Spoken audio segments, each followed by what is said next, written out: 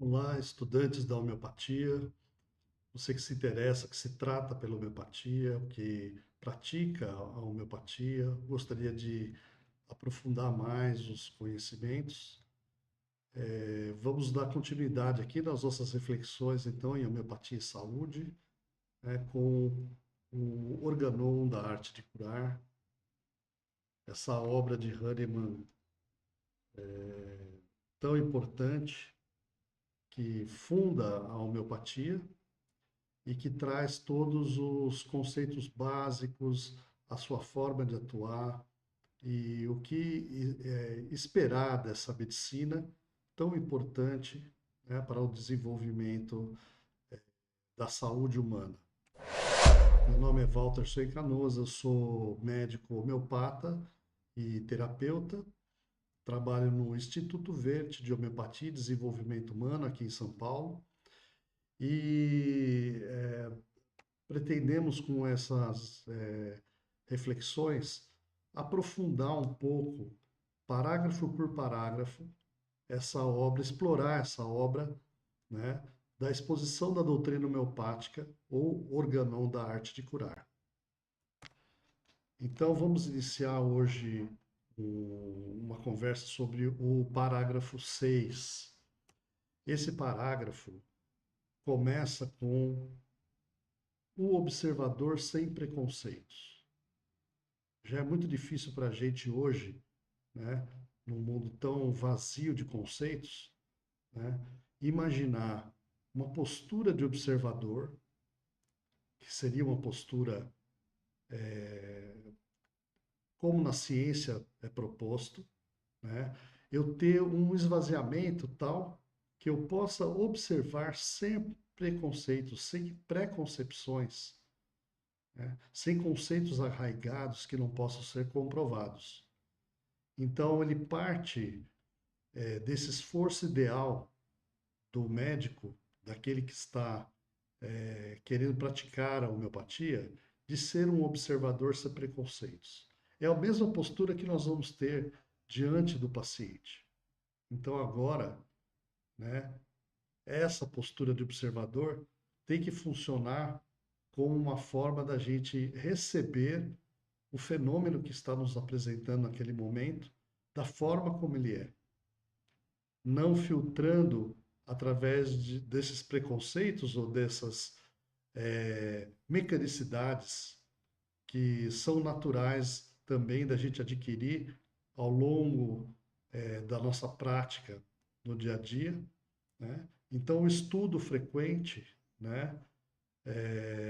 Mas dentro dessas bases, como Hahnemann coloca, né, é o que pode nos levar a manter e renovar sempre a nossa postura de observador sem preconceitos. Então ele continua aqui, sabendo da futilidade de argumentações metafísicas, que a experiência não pode confirmar. Então também isso tem a ver com a boa formação, não só científica, médica, mas com a boa formação de raciocínio, uma boa formação. Se eu não identifico uma dificuldade, um preconceito, eu posso melhorar através do estudo de um método de como eu aprendo. Então, aqui ele ressalta um ponto importante, que é a futilidade de argumentações metafísicas, ou seja, a medicina teórica. Não, o que vale é a experiência, aquilo que pode ser confirmado. Né? Então, esse observador sem preconceitos nada percebe, né? Mesmo sendo mais arguto, um grande observador, em qualquer doença individual, se não alterações reconhecíveis externamente pelos sentidos do corpo e da alma, sinais mórbidos, acidentes e sintomas. Isto é, perturbações do antigo estado são do atual doente, aos quais ele mesmo sente, as pessoas de seu ambiente percebem e o próprio médico nele observa. Olha a complexidade que esse observador sem preconceitos, utilizando da sua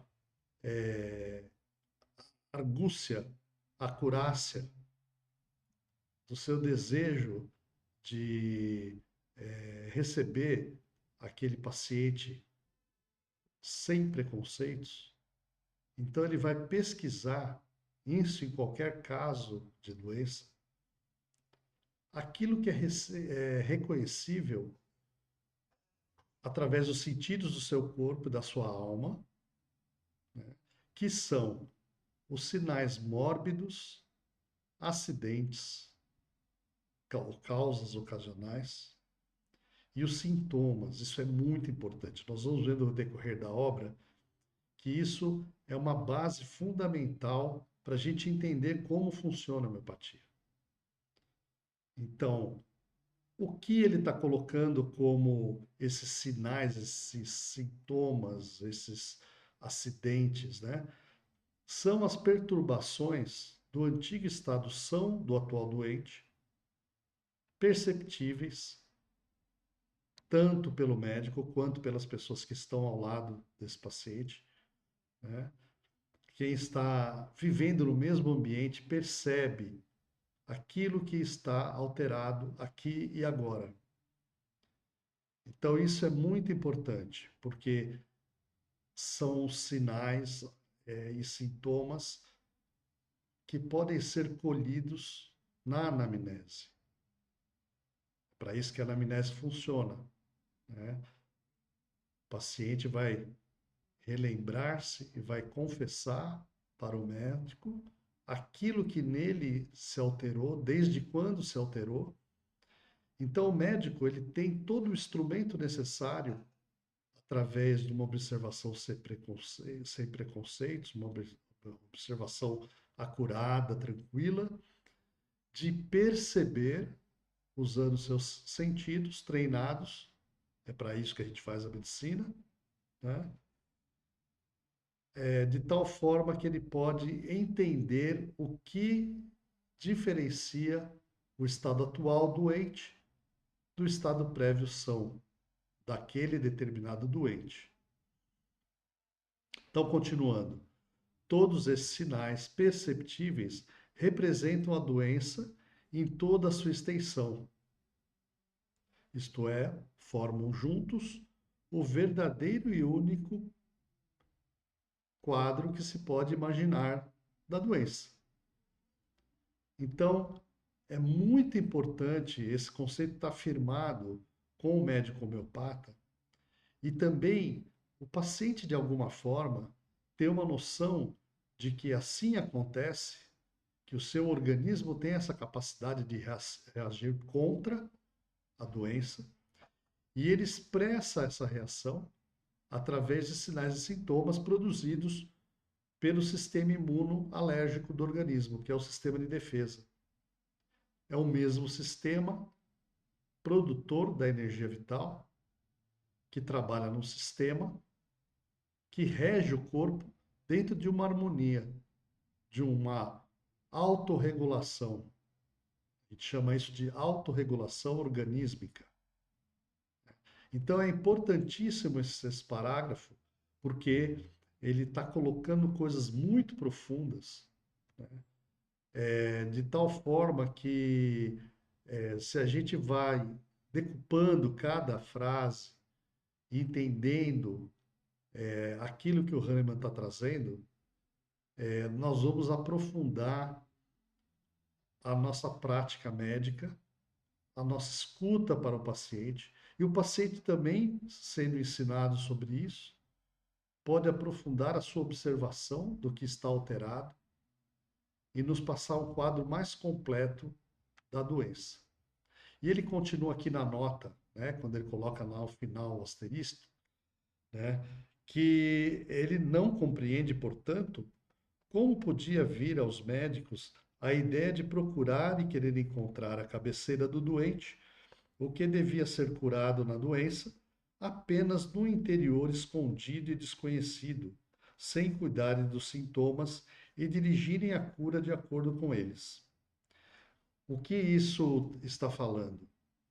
Que não é fazendo conjecturas, sem examinar o paciente, sem colher a história clínica, sem examinar, né? Apenas com check-ups e exames que tentam prever o que está dentro do organismo e que desprezam tudo aquilo que está sendo expresso por esse mesmo organismo. Então, tenta jogar em parâmetros estatísticos algo que está sendo manifesto pelo doente, pelo aquele ser que está frente a frente com o seu médico, com o confessor, né?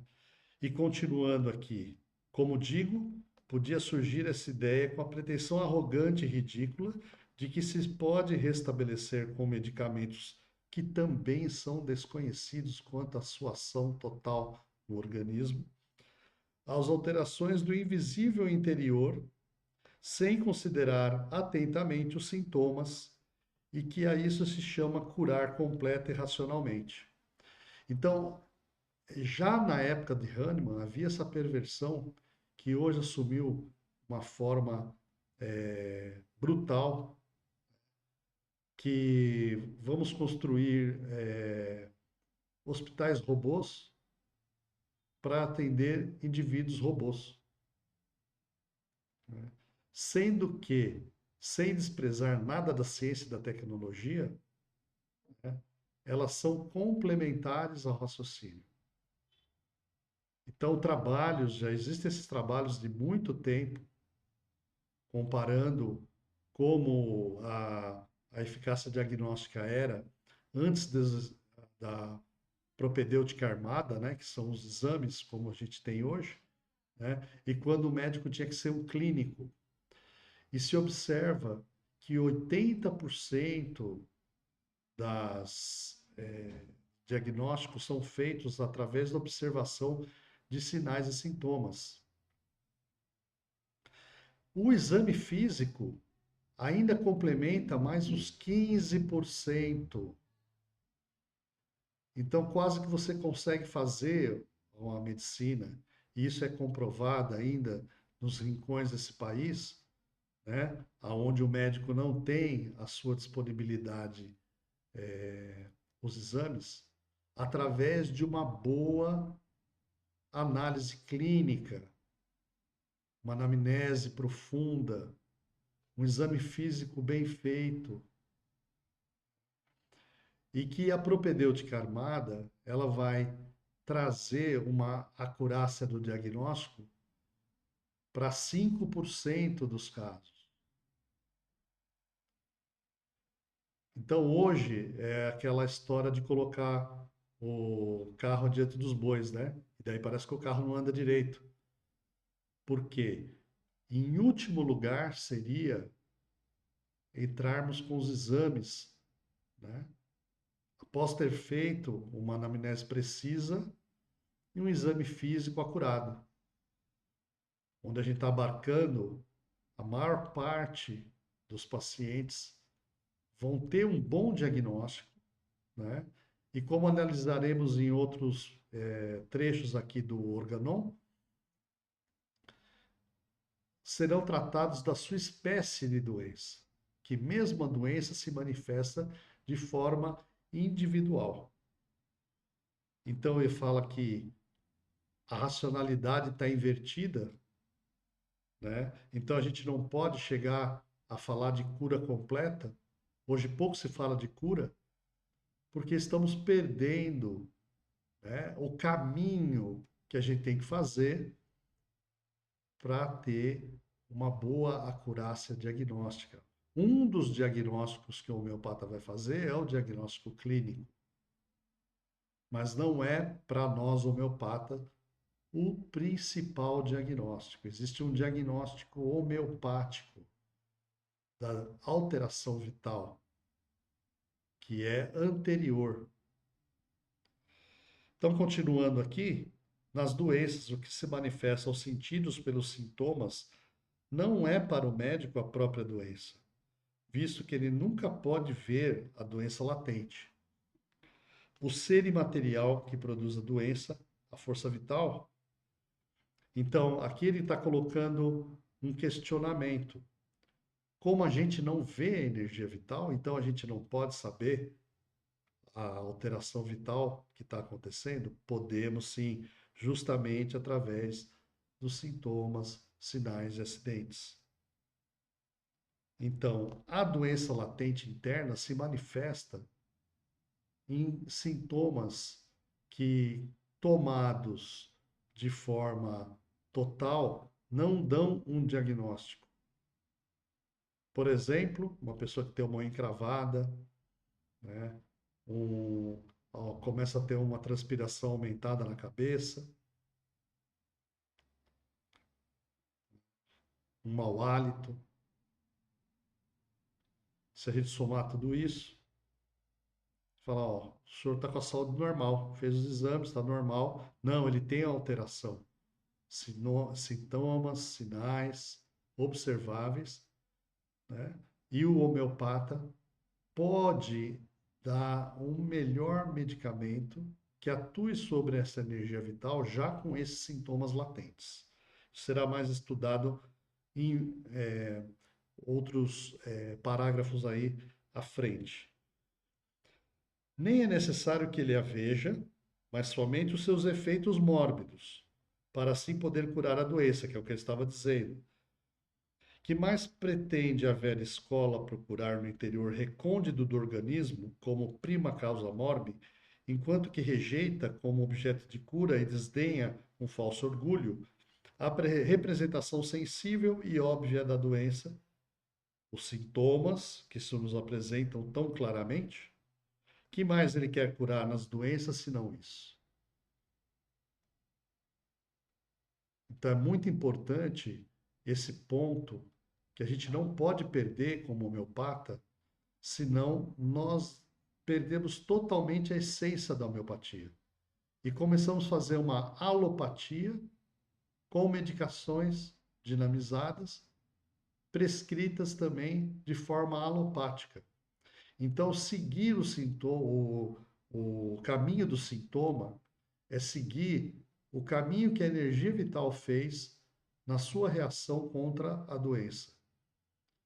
É seguir os mecanismos defensivos do organismo, de tal forma que a gente possa ampliar esses mecanismos,